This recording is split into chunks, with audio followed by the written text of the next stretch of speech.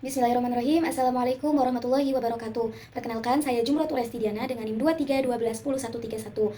Izin sebelumnya kepada Ibu dosen pengampu mata kuliah pengembangan kurikulum. Pada kesempatan ini saya akan menjelaskan terkait ujian tengah semester mata kuliah pengembangan kurikulum. Nah, apa sih yang dimaksud dengan kurikulum implementation? Kurikulum implementation itu adalah suatu proses menerapkan kurikulum yang telah dirancang ke dalam praktik pembelajaran di kelas, yang mana mencakup perencanaan, pelaksanaan, dan penilaian pembelajaran oleh guru sesuai dengan panduan kurikulum yang berlaku. Contohnya itu, seorang guru bahasa Indonesia di SMP Negeri 3 Pariaman yang menyusun rencana pembelajaran berdasarkan kurikulum merdeka, termasuk capaian pembelajaran, alur tujuan pembelajaran, dan modal ajar, yang mana guru tersebut itu kemudian melaksanakan pembelajaran sesuai dengan modul ajar yang telah disusun. Nah, yang kedua itu kurikulum evaluation. Apa sih kurikulum evaluation itu? Kurikulum evaluation itu adalah suatu proses sistematis untuk menilai efektivitas dan efisiensi kurikulum dalam mencapai tujuan pendidikan. Evaluasi ini membantu dalam menentukan apakah kurikulum perlu dipertahankan, dimodifikasi, atau diganti. Contohnya itu, setelah satu semester penerapan kurikulum 2013, sekolah melakukan evaluasi dengan mengumpulkan data dari hasil belajar siswa, observasi kelas, dan umpan balik dari guru. Untuk apa? Untuk menilai keberhasilan kurikulum tersebut. Baiklah, yang kedua, subject matter centered curriculum. Kurikulum berpusat pada materi. Nah, pendekatan ini itu menekankan pada pengajaran materi atau pelajaran tertentu yang sudah terstruktur dengan fokus pada penguasaan konten atau subjek tertentu. Nah, dalam pendekatan ini, siswa itu dianggap sebagai penerima informasi yang harus memahami dan mengingat informasi tersebut. Pengajaran lebih berfokus pada materi yang diajarkan tanpa terlalu menghubungkannya dengan disiplin ilmu lain. Nah, contohnya itu, pada sekolah menengah pertama, mata pelajaran matematika, siswa akan diajarkan konsep-konsep matematika seperti aljabar, geometri, dan statistik yang bersifat mandiri tanpa mengikatnya dengan pelajaran lainnya. Nah, keunggulannya itu apa sih? Fokus mendalam pada materi. Yang kedua itu ketentuan dan kemudahan. Adapun kelemahannya juga, kelemahan itu kurang relevan dengan kehidupan nyata. Yang kedua itu kurang mengembangkan keterampilan kritis. Baiklah, pendekatan yang kedua yaitu interdisciplinary curriculum, kurikulum antar disiplin. Nah, pendekatan ini menggabungkan berbagai disiplin ilmu yang saling berhubungan dalam satu pembelajaran, yang mana siswa diajak untuk melihat keterkaitan antara berbagai mata pelajaran dan memperoleh pemahaman yang lebih holistik tentang materi yang dipelajari.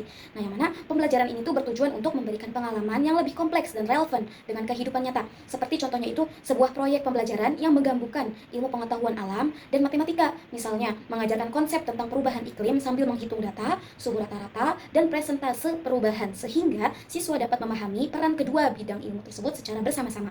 Nah, keunggulannya itu pendekatan yang menyeluruh. Nah, ada juga relevansi dengan kehidupan nyata. Nah, adapun kelemahannya yaitu kompleksitas dalam perencanaan dan membingungkan bagi siswa. Nah, membingungkan bagi siswa itu maksudnya terkadang siswa ini bisa merasa bingung dengan pendekatan ini karena mereka diharapkan untuk menghubungkan banyak informasi dari berbagai bidang ilmu tersebut. Baiklah, selanjutnya, mengapa sih penting bagi guru untuk memahami konsep-konsep teknologi dalam kurikulum pendidikan? Nah, karena pentingnya bagi guru untuk memahami konsep-konsep teknologi dalam pendidikan itu, yang mana teknologi telah menjadi bagian yang sangat penting dalam kehidupan sehari-hari, termasuk dalam dunia pendidikan. Oleh karena itu, sangat penting bagi guru untuk memahami konsep-konsep teknologi dalam kurikulum pendidikan. Nah, dengan memahami teknologi, guru bisa lebih efektif dalam mengajar, karena dapat memanfaatkan berbagai alat digital untuk membuat pembelajaran lebih menarik dan mudah dipahami siswa. Misalnya, penggunaan aplikasi pembelajaran, video edukasi, dan platform interaktif yang membantu menjelaskan konsep-konsep sulit dengan cara yang lebih visual dan menarik.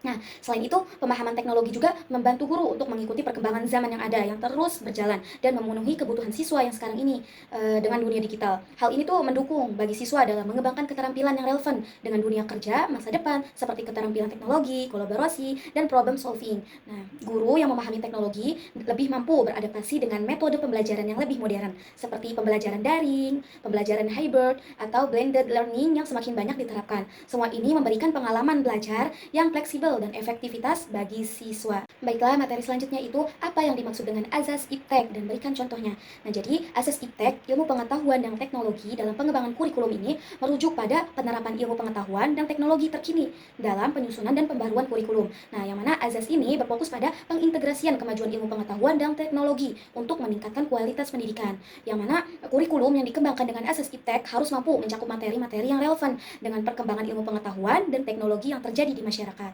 Dengan demikian, kurikulum yang berbasis iptek menekankan pada pengajaran yang berbasis pada perkembangan ilmu pengetahuan yang terbaru dan teknologi yang mendukung proses pembelajaran yang lebih efektif. Siswa ini dilatih untuk memiliki kemampuan yang relevan dengan kebutuhan dunia yang terus berkembang. Nah, contohnya itu Penggunaan platform pembelajaran daring, online learning, yang memungkinkan proses pembelajaran tetap berlangsung meski tidak bertatap muka secara langsung. Melalui platform ini, siswa dapat mengakses materi pembelajaran secara fleksibel, berinteraksi dengan guru dan teman-teman sekelas melalui forum diskusi secara online, serta mengerjakan tugas atau ujian secara online. Ini menunjukkan bagaimana teknologi mendukung tercapainya tujuan pendidikan itu dengan cara yang lebih modern dan relevan pada zaman sekarang. Baiklah, selanjutnya dalam kurikulum itu terdapat prinsip-prinsip umum dan prinsip-prinsip khusus. Nah, prinsip-prinsip umum itu adalah landasan dasar yang bersifat menyeluruh dalam proses pengembangan kurikulum. Nah, prinsip ini mencakup relevansi, fleksibilitas, efisiensi, efektivitas, dan kontinuitas. Nah, prinsip-prinsip khusus apa sih? Prinsip khusus itu adalah prinsip yang lebih spesifik, menekankan pada aspek teknis dan pedagogis, yaitu berorientasi pada tujuan pendidikan nasional, berpusat pada peserta didik, berorientasi pada perkembangan ilmu pengetahuan dan teknologi, dan menyesuaikan dengan kebutuhan masyarakat dan dunia kerja. Nah, di sini saya akan menjelaskan sedikit penjelasan dan contoh konkret prinsip kurikulum.